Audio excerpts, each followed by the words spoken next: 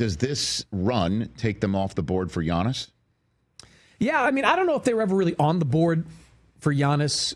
And the only reason why it's being mentioned is because of all the capital right. that they have. It's a match for a team that might be, hamstrung enough because their superstar says, I want out. So, I mean, look, Shai Gilgeous-Alexander is a supermax player.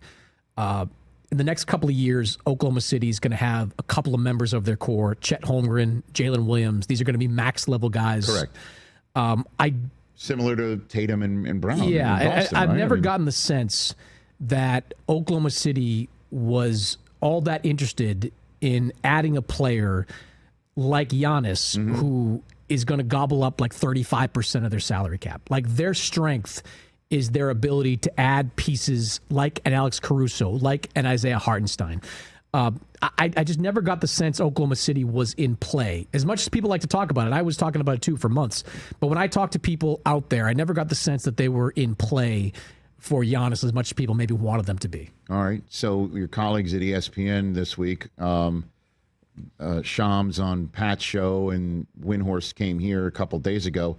They both think this summer is going to be off the rails. Do you feel the same way right now? I think it has the potential to be really active because there's a perfect storm kind of brewing now in the NBA. Giannis is the head of it, the eye of the storm. He's going to meet with the Bucks, I've been told, sometime in the next couple of weeks. And what comes out of that discussion, I don't know. Can the Bucks sell him on this idea of a gap year and, hey, we'll be good to go in 26, 27 when we can trade some pieces, get some draft picks that we can deal back.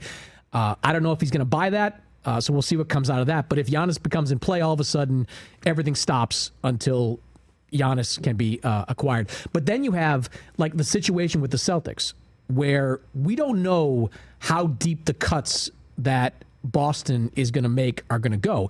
The anticipation from other executives is that one or two members of that rotation are going to be traded.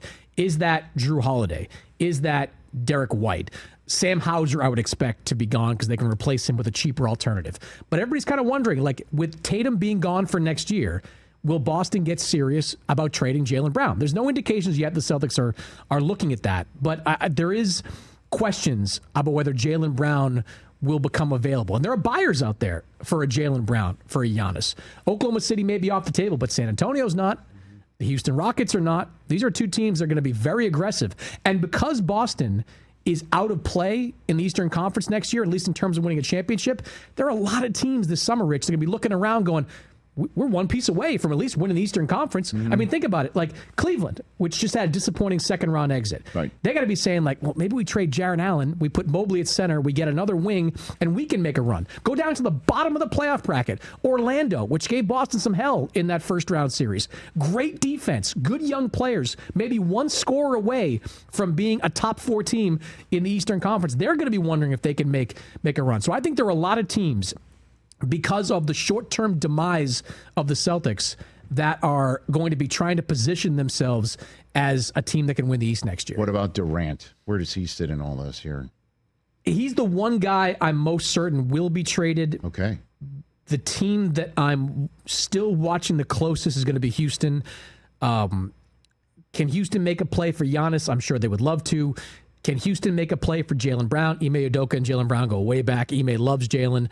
That would probably be next on their list. But if those two guys are not available and Kevin Durant is still on the board, I think they'd explore it. I've reported in the past there has been mutual interest between Kevin Durant and the Houston Rockets. Kevin played for Ime Udoka when Ime was an assistant in Brooklyn. Every player in the league loves Ime Udoka. Every player wants to play for Ime Udoka. That's a real asset that the Rockets have. And Kevin, I'm sure, not to speak for him, but I'm sure he's looking at that situation going, hey, they just need a score. You know, they can defend. They need somebody to supplement Alperen Sengun. That would be a good situation. It's not ideal for Houston because of the age of Kevin Durant. He'll probably want a new contract when he gets traded. It doesn't really fit their timeline. But if you can add Kevin Durant to a team of Amen Thompson, Fred VanVleet, Alperen Sengun, you got a team that can compete in the West. Catch the Rich Eisen Show live weekdays from 12 to 3 p.m. Eastern on Roku Sports Channel in the U.S.